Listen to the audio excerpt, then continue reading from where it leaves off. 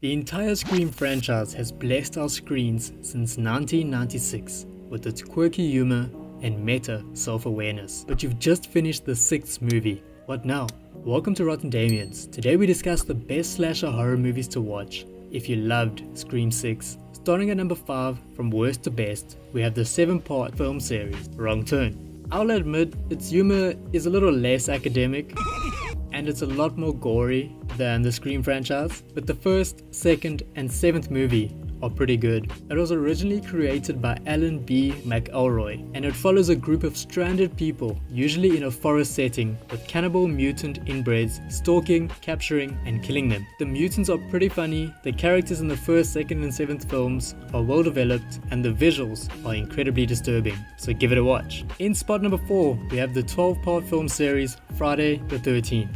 The original was released just 2 years after the original Halloween in 1980. It follows the murderous adventures of Jason Voorhees and, I guess, his mother. Together, over their 12 films, they murder a lot of teenage camp counselors. The franchise is about a summer camp at Crystal Lake, where Jason murders the counselors one by one. The kills are unique and incredibly gory, but the story is never very good and the characters are usually not well developed. Over the years, we also explore multiple versions of Jason. In one, he goes to hell.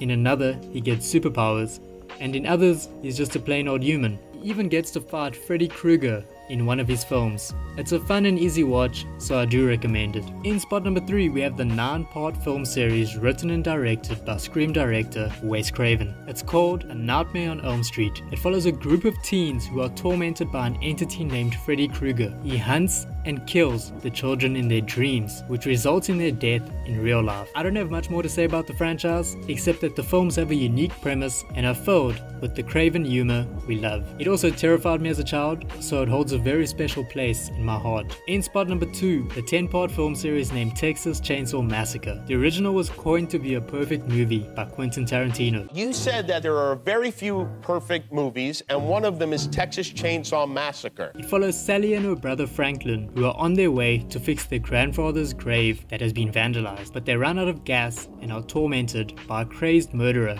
named Leatherface. He wears a mask made of the skin of his victims and carries a chainsaw. The two need to fight for their survival. Leatherface is actually based on a real-life murderer named Ed Gein. The original film actually came before Halloween. It was released in 1974, and it has inspired many of the classic horror movies we love today, so definitely check it out. And in spot number 1, we have the father of the slasher genre, Halloween. The 13-part film series was written and directed by John Carpenter. It follows a crazed murderer named Michael Myers who torments his sister, or sometimes just a random girl, depending on which version you're watching. Anyway, his main victim is named Laurie Strode. The films popularized the slasher genre and made it what it is today. They also developed the trope of the final girl. My favorite movies in the franchise are the original 2, the Rob Zombie reboot, and the most recent reboot. Just because you finished with the Scream franchise, it doesn't mean you need to be done with the slasher genre. I just gave you 51 new movies to watch. If you watch one in a week, that'll take about a year. Thank you for watching. Let me know what your favorite slasher horror movies are